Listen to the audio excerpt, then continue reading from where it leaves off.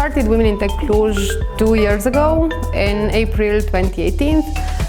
It all started with a dinner when we realized that the community of women in Cluj is really, really big. I really think that it's important to have more women in tech, or at least to be present, because at the end of the day we represent half of the users that any app or any product has.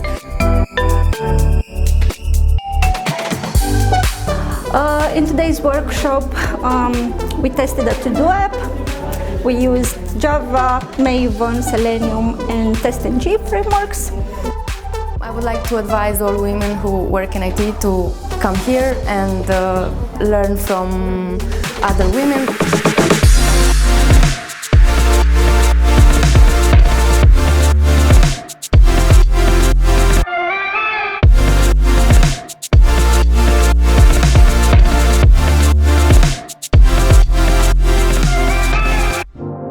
Yeah, I think it was a good experience.